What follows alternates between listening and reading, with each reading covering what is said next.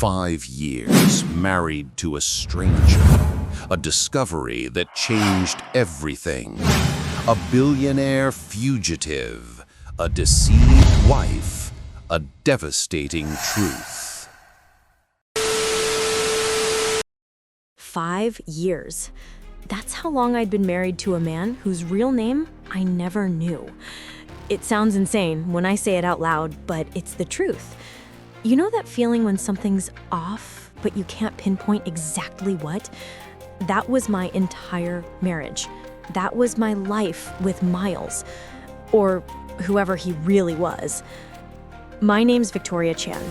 I'm 32 years old, and I spent 5 years sleeping next to a complete stranger. Not just a stranger, though. A billionaire fugitive. A man accused of murder. Someone who built an entire empire of lies around me. And I was so blinded by love, so utterly foolish that I didn't see any of it coming. Not one red flag, not one warning sign that could have saved me from this nightmare. It all started so perfectly normal.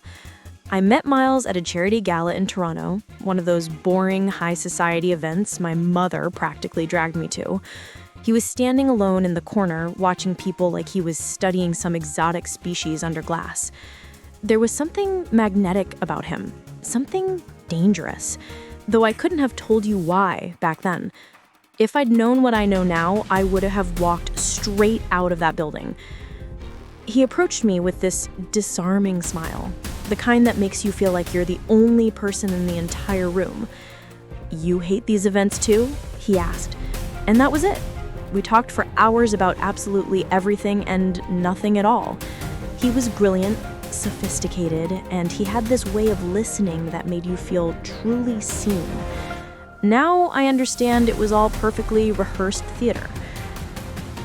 He never talked much about his family or his past. He'd always changed the subject with this charming deflection that I found romantic at the time. "The past doesn't matter," he'd say. "Only the present matters." I thought it was poetic. Now I recognize it as a massive red flag that I completely ignored. Looking back, there were so many warnings. I just didn't want to see them. When he proposed 6 months later, it was at this Korean restaurant in downtown Toronto that he frequented, the kind of place where everyone knew him and treated him with an almost reverent respect. He asked me to marry him between the kimchi and tteokbokki, and I said yes, without even hesitating. My mother thought the timeline was insane, but Miles had this way of making everything feel inevitable, like it was already written in the stars. Our first years together were beautiful. He was attentive and affectionate. He'd take me to Vancouver, Montreal, trips to Korea where he had connections with important people who looked at him with this strange mixture of fear and admiration. He said they were just business associates, but there was something else in those glances, something I was too naive to understand. He always had money, so much money. A luxury apartment in Toronto with views of Lake Ontario, cars he rarely drove, first class, everything. He had a private office where he'd spend hours working on international imports. I never questioned it too much. God, I was so naive. I believed whatever he told me because I wanted to believe it, because the alternative was too terrible to contemplate. There were small details that make perfect sense now. He had no childhood photos. None. When I asked about it, he just said they'd been lost in a move. His identification was always kept under lock and key. He had multiple passports hidden throughout the house in places he thought I didn't know about. We had bank accounts that I wasn't allowed to access. He'd get phone calls at odd hours and take them in his study, speaking in hushed Korean that I couldn't understand. I ignored all of it. Every single red flag, every strange behavior, every evasive answer, because I loved him. Or I thought I did. But everything changed on a Tuesday afternoon in October when I found something I absolutely should not have found. Something that shattered my entire reality into a million pieces that could never be reassembled. I was cleaning his office, something he had specifically told me never to do, but he was at a business meeting and I wanted to surprise him by organizing his desk. It sounds so stupid now, like something from a bad movie, but that's how these things happen. Life-altering moments come from these smallest, most mundane decisions. I was looking for a pen, believe it or not, just a pen. Behind a loose panel in his mahogany desk, I found a box. Inside were documents with his photograph, but with a different name, Miles Kang, not Miles Mitchell, as he'd told me. The man in the photograph looked younger, colder, with an intensity in his eyes that I'd never seen in person. There were also newspaper clippings, all in Korean, with dates going back 15 years. I don't read Korean fluently, but I knew enough to understand some of it. Murder. Seoul. Billion-dollar tech company. The words blurred together as my hands started shaking. I grabbed my phone and used a translation app. Sitting there on the floor of his office, watching my entire marriage dissolve into something I couldn't comprehend. The headlines were in Korean, but the photos were unmistakable. It was him. Younger, yes, but definitely him. Tech billionaire's brother dies in suspicious circumstances. Kang Industries CEO questioned in death. Fugitive billionaire disappears after murder allegations surface. My stomach was churning. I felt like I was going to be sick. There were passport photos with different names: Thomas Mitchell, David Harrison, Christopher Cross. He'd had so many identities, so many lives, and I'd believed every single lie he'd fed me. The apartment that I thought we'd purchased together, I suddenly realized I'd never actually seen the deed. The money in our accounts, I'd never questioned its source. My hands were literally trembling as I photographed everything with my phone. I knew he'd be back soon, and I needed to understand what I was looking at. The documents were detailed. There was a restraining order from someone named Park Min-joon, who was apparently Miles's brother. There were photographs of a woman, elegant and composed, labeled Suspect's Associate. There were financial records showing transactions in billions of won. I put everything back exactly as it was, but my mind was racing. I couldn't look at him the same way anymore. When he came home that evening, he kissed me like he always did, like he hadn't destroyed our entire foundation, like he wasn't a wanted man hiding in plain sight. I smiled back, but something inside me had fundamentally broken. That night, I couldn't sleep. I lay beside him in the darkness, listening to him breathe, wondering if I even knew the sound of his real breathing or if that too was a performance. I stared at his face, trying to reconcile the man I thought I'd married with the fugitive I'd discovered. It was like looking at two completely different people. I started researching everything the next day while he was at work. I went deep into international news archives, finding articles about the Kang family empire in Seoul. Miles's real name was Miles Kang, born in South Korea into one of the most powerful technology families in the country. His father, Chairman Kang Ho-jun, had built a technology conglomerate that rivaled Samsung and LG. But there was a scandal, a massive one. Miles's older brother, Park Min-joon, had died under mysterious circumstances at a private club in Gangnam. The official report said it was a heart attack, but there were questions. Investigators started looking into Miles's relationship with his brother. There were rumors of a dispute over company control, over billions of won in inheritance. Then, Miles disappeared. The articles stopped abruptly after a certain date, and I couldn't find any mention of him in the Korean press after that. It was like he'd simply vanished from existence. But now I understood. He hadn't vanished. He'd just gone underground, assumed a new identity, and built a new life in Canada where nobody would ever think to look for him. I found myself obsessing over the details, staying up late at night with my laptop, researching every connection I could find. I discovered that Miles had created the persona of Miles Mitchell very carefully. He had bank records, credit history, everything meticulously constructed to look legitimate. He'd been planning this escape for years. What terrified me most was that I didn't know if he'd married me because he loved me or because I was part of his cover. Was I just another identity to hide behind? Another piece of the elaborate fiction he'd created? The thought made me feel physically ill. I started watching him differently. The way he spoke, the careful control he maintained over every aspect of his life, the paranoia that I'd mistaken for caution, it all made sense now.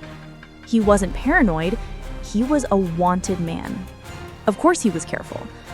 He'd check the security cameras obsessively, he'd review our credit card statements with intense scrutiny, he had encrypted phone lines and multiple devices that he kept hidden. What I thought was overprotectedness of our lifestyle was actually him monitoring for any sign that someone was closing in on his location. I became hyper aware of his movements.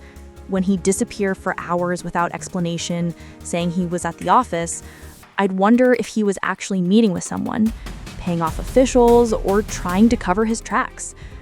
When he'd get phone calls in Korean that he'd take in his study, I'd stand outside the door trying to catch pieces of conversation, looking for clues. The worst part was the lying. Day after day, he'd look me in the eyes and lie to me about who he was, where he came from, what he did. He'd ask me about my day, show genuine interest in my work as a designer, act like he cared about my life, and all the while, he was living a fundamental lie. I started thinking about divorce. I researched lawyers quietly on my personal laptop, looking at family law in Ontario, trying to understand what my options were. But then I realized something. If I left him, if I went to the authorities, I'd be putting myself in danger. A man capable of allegedly murdering his own brother wouldn't hesitate to silence his wife if she threatened to expose him. That realization hit me like a physical blow. I wasn't just married to a liar. I was married to a potential murderer. I was living in the same apartment as someone who might kill me if I posed a threat to his freedom. I started being more careful. I acted normal, or as normal as I could manage. I went to work, came home, pretended that everything was fine. Inside, I was falling apart. I'd catch myself staring at him across the dinner table, trying to reconcile the man I loved with the monster he apparently was. One night, I asked him directly. I don't know why I did it. Maybe I was tired of lying. Maybe I needed to hear him deny it so I could convince myself it wasn't real. We were in bed, and I just turned to him and said, "Who are you, Miles?" He froze. For a moment, the mask slipped, and I saw something ancient and terrible in his eyes. Then he smiled, that smile of his, and asked me what I meant. I told him I'd had a nightmare, that I didn't recognize him. He held me close and whispered that I knew exactly who he was, that he was everything to me, that nothing could change that. But I wasn't reassured. That moment confirmed my suspicions. He'd practically admitted it without saying a word. I knew I had to figure out my next move carefully. Going to the police wasn't an option. I was terrified of what he might do. Leaving him seemed equally dangerous. I felt trapped, like I was living in a cage of my own making. I confided in my best friend Sarah, though I was careful about how much I revealed. I told her that Miles was keeping secrets, that I felt like I didn't know him. She immediately suggested I leave him, that any relationship built on lies wasn't worth staying for. But what she didn't understand was that this wasn't just about a betrayal of trust. This was potentially about my personal safety. Sarah wanted to help me plan an escape route. She offered to let me stay with her, to help me disappear before Miles knew what was happening. But I kept hesitating. Part of me still loved him. The part of me that had fallen in love with him 5 years ago, the part that believed in the person I thought he was still fighting to survive. I was stuck in this impossible position. I couldn't leave him without risking my life. I couldn't stay with him without being complicit in his lies. I couldn't go to the authorities without potentially putting myself in even greater danger. Days turned into weeks, and I found myself in a strange state of limbo. I was living a double life of my own now. I was Victoria, the loving wife, the supportive partner. But I was also Victoria the detective, gathering evidence, taking photographs of his documents, noting down everything I could find about his past. I discovered that he had safe deposit boxes at multiple banks. I found evidence that he was transferring money to accounts in various countries. I realized that he was preparing for something, building an escape route in case he ever needed to disappear again. The paranoia started creeping into my own mind. I began checking the apartment for cameras, wondering if he was monitoring me. I started using my friend's phone to research things I didn't want appearing on our shared accounts. I was becoming someone I didn't recognize. Then came the turning point. Miles got a phone call one evening, and something about his tone made my blood run cold. He went into his study, but he left the door cracked open slightly. I stood in the hallway, my heart pounding, trying to hear what he was saying. Yes, I understand. The statute of limitations? Yes, I'm aware. But if they find new evidence... I see. There was a long pause. No, she doesn't know anything. She's secure. She won't be a problem. My hands started shaking. Was he talking about me? Was I secure? Was I not going to be a problem?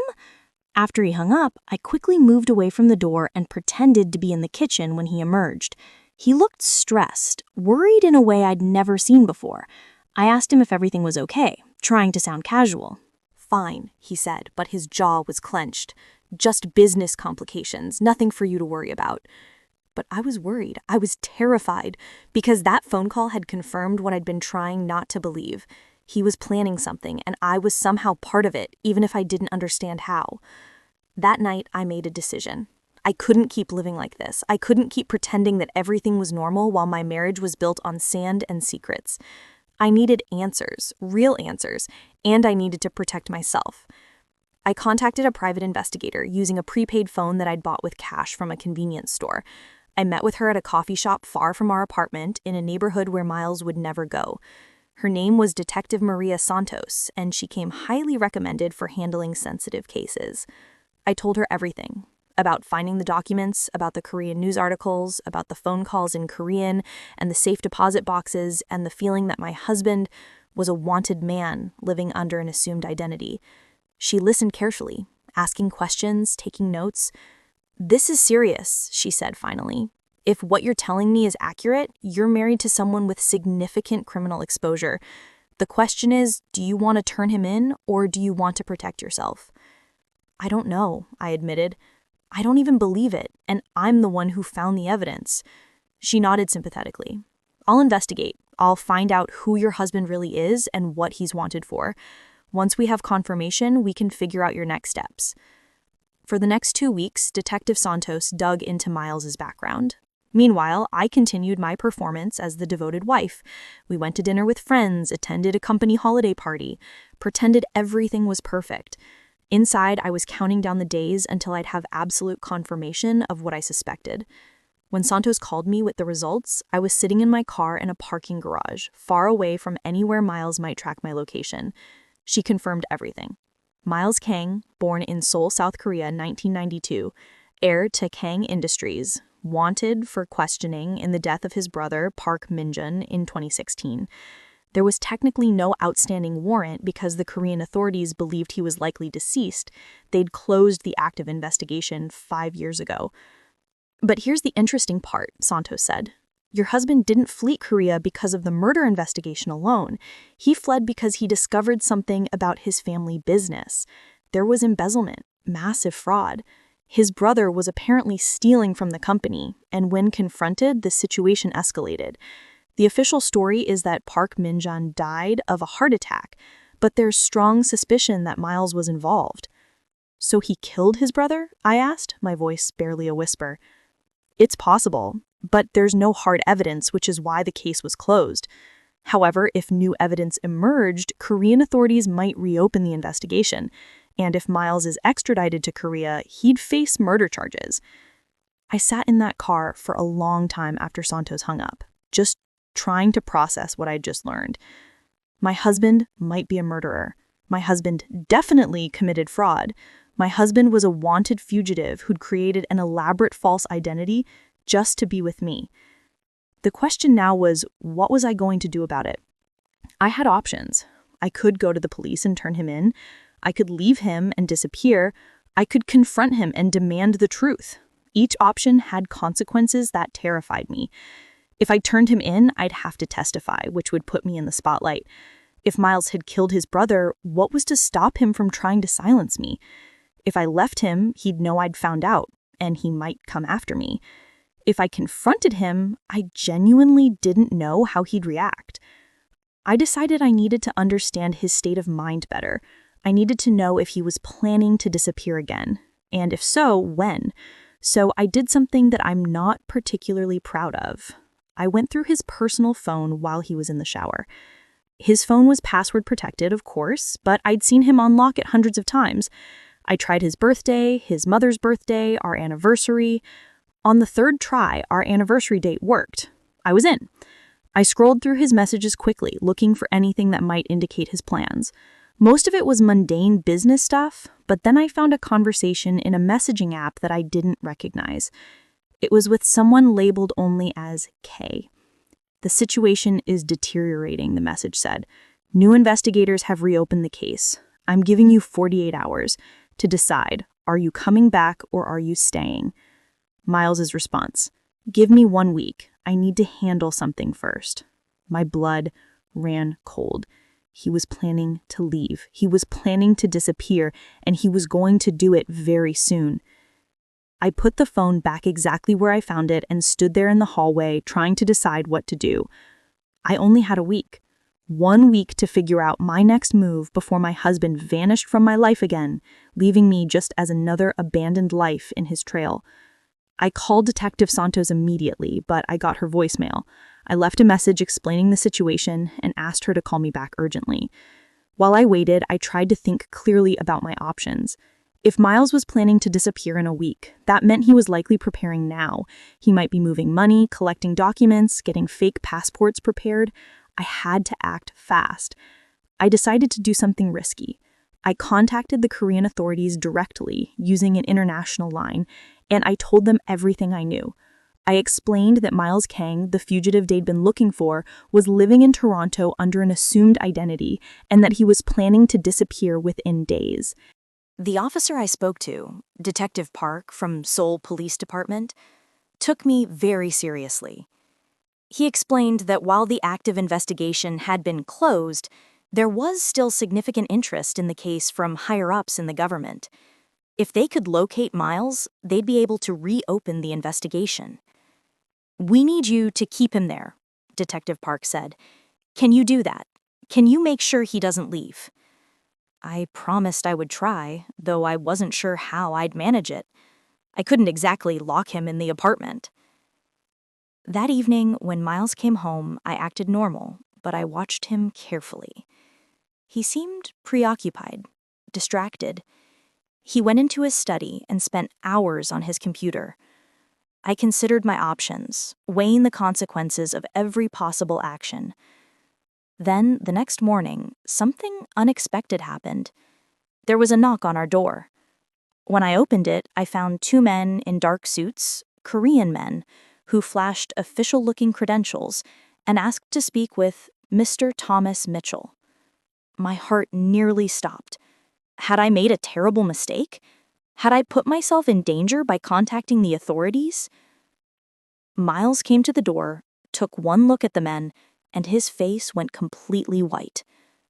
For a moment, I saw genuine fear in his eyes, and it was clear to me that this was exactly what he'd been dreading.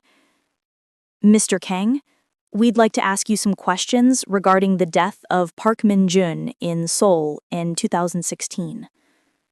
Miles looked at me, and in that moment, I saw something flicker across his face. Betrayal. Realization. Anger. "You did this," he said quietly. "You contacted them." I didn't say anything. I couldn't. Because in that moment, I realized that I'd just destroyed my marriage completely, and there was no going back. The men placed him under arrest for questioning related to an international investigation. They read him his rights, though technically he wasn't being charged with anything yet. They just wanted him to come with them for an interview. As they led him out of our apartment, Miles looked back at me one last time. He said, "I did love you. That part was never a lie." And then he was gone.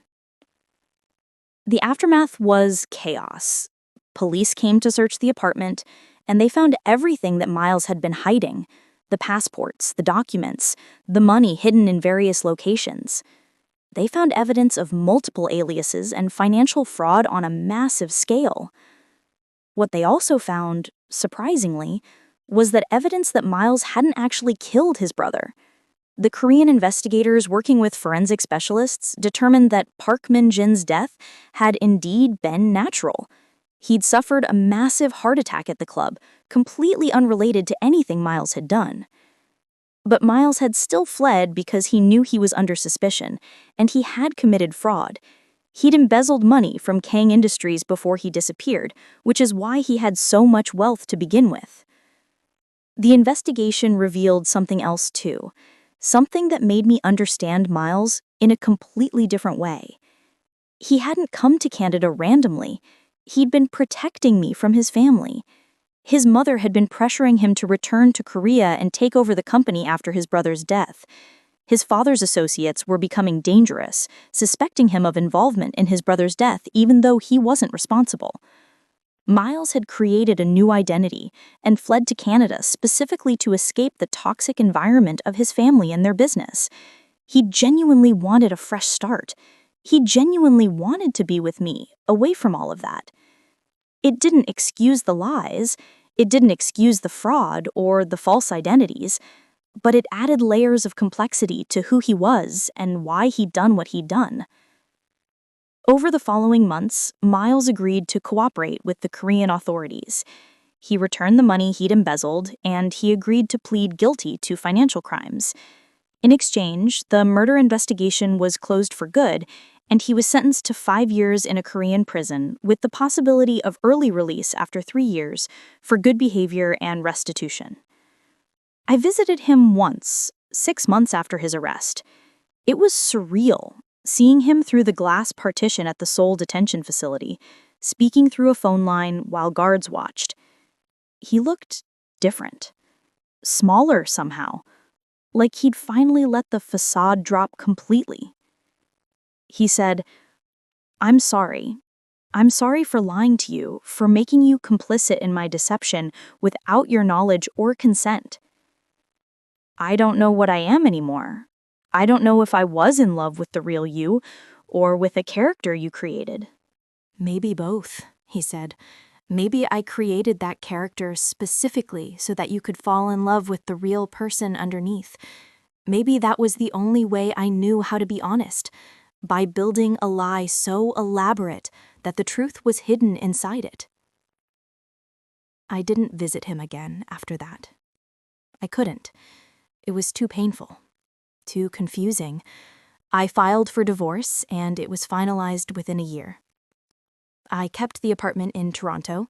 Miles signed it over to me as part of the settlement. I kept my career, my life, my identity as Victoria Chen. But I was changed. I was fundamentally altered by the experience of discovering that my husband was someone completely different from who I thought he was.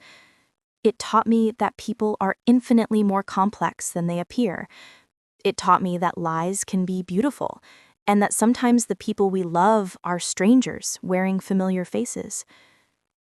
Years later, after Miles was released from prison with good behavior, he reached out to me.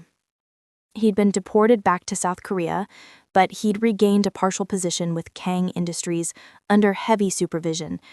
He wanted to explain everything, to help me understand the full context of his actions. We met at a neutral location, a coffee shop in Toronto where he'd returned to visit. He looked older, harder, like prison had aged him decades. But there was something peaceful about him too, like he'd finally stopped running. "I needed you to know the truth," he said. "The version of me that existed in our apartment, that was real. My love for you was real, but I was also a coward. I was running from my past, from my family, from the corruption and violence embedded in our company. I thought if I could create a new identity, I could escape all of it. But you brought it with you. You brought the lies with you." "I did. Because I couldn't actually escape. No one can. Your past doesn't disappear just because you change your name or move to a different country. It just waits, and eventually it finds you." I don't know if I ever fully forgave him.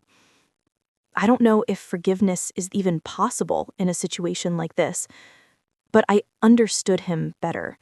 I understood that he'd been trapped, just like I'd been trapped, caught between the person he was trying to become and the person he actually was. The experience taught me that trust is something you have to actively choose, every single day. It taught me that people can deceive you, not out of malice, but out of genuine fear and desperation. It taught me that love and betrayal aren't necessarily opposites. They can coexist in the same moment, in the same person, creating a complicated mixture of emotions that's impossible to untangle. I moved on. I built a successful design business. I learned to be alone without being lonely. I learned to trust my instincts more, even when they conflicted with what I wanted to believe. Sometimes I still wonder about the life I could have had if I'd never found that box in Miles's desk. Would we have stayed together? Would he have eventually told me the truth? Would the secret have consumed our marriage anyway, destroying us from the inside out? I'll never know the answer to those questions. All I know is that I survived. I took a betrayal that could have broken me, and I transformed it into understanding. I took a lie that could have defined me, and I used it as the catalyst to discover who I really am. Because in the end, that's what this story is really about. It's not just about a husband keeping secrets. It's about a wife discovering her own strength in the face of impossible circumstances. It's about learning that sometimes the greatest act of love is knowing when to let someone go, even when every part of you wants to hold on. The truth isn't always beautiful. Sometimes it's messy and complicated and painful, but it's always worth knowing, because living in a lie is a slow death that you don't even realize is happening until it's too late. I'm Victoria Chen. I'm a survivor of a marriage built on deception, and I'm telling you this story because I want you to know that if it happens to you, if you discover that the person you love most in the world isn't who you thought they were, you're not alone, and you're stronger than you believe.